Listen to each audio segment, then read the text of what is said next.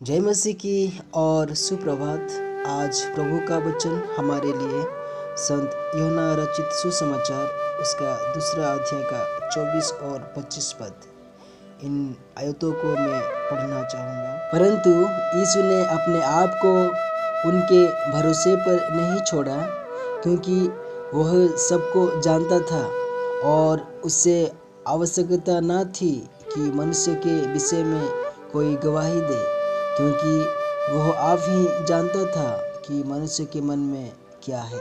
मेरे प्रियो, परमेश्वर पर भरोसे को पहले स्थान पर रखो। हमारे प्रभु ने अपना भरोसा किसी व्यक्ति पर नहीं रखा, फिर भी उसने किसी पर संदेह नहीं किया, किसी के प्रति कड़वाहट नहीं दिखाई और कभी किसी के लिए आशा नहीं छोड़ी, क्योंकि उसने परमेश्वर पर अपने भरोसे को पहले स्थान पर रखा। उसने पूरी तरह से इस पर भरोसा किया कि परमेश्वर का अनुग्रह दूसरों के लिए क्या कर सकता है। यदि मैं मनुष्य में अपने भरोसे को पहले स्थान पर रखता हूँ, तो इसका अंतिम परिणाम होगा सबके प्रति मेरी निराशा और मायूसी। मुझ में कड़वाहट आ जाएगी, क्योंकि मैंने ये मांग की है कि लोग वैसे बने जैसा कोई व्यक्ति कभी नहीं बन सकता, यानी बिल्कुल सिद्ध और सही, अपने आप में या किसी और में। परमेश्वर के अनुग्रह को छोड़ किसी और चीज़ों पर कभी भरोसा ना करें। मेरे प्रियो, परमेश्वर की इच्छा को पहले स्थान पर रखो। देख, मैं आ गया हूँ ताकि तेरी इच्छा पूरी करूँ। एक व्यक्ति की आज्ञाकारिता उसके प्रति होती है, जिससे वह एक जरूरत के रूप में देखता है। हमारे प्रभु की आज्ञाकारिता उसके पिता की इच्छा के प्रति थी।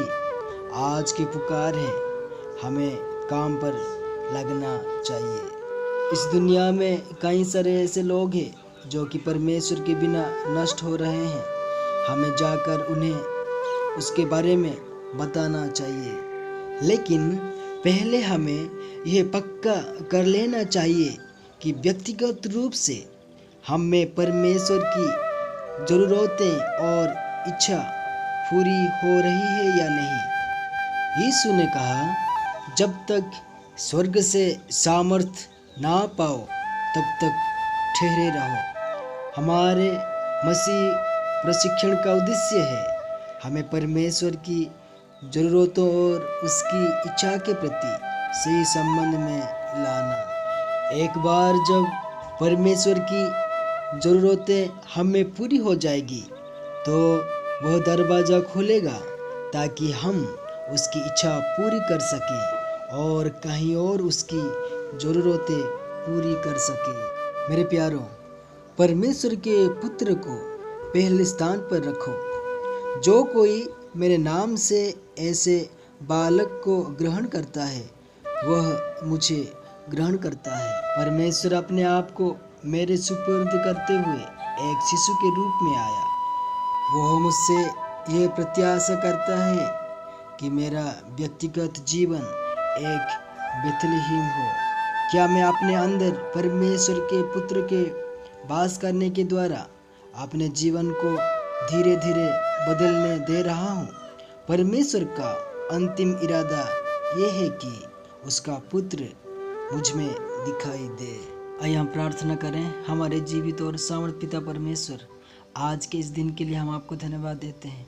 प्रभु जी, सबसे पहले आपको हर कार्य में स्थान देने के लिए और प्यारे पिता परमेश्वर, आपको विश्वास करते हुए आपकी इच्छा हमारे जीवन में क्या है उसको प्राप्त करने के लिए यीशु मसीह को पहले स्थान देते हुए जीवन में जीने के लिए हमें कृपा करें।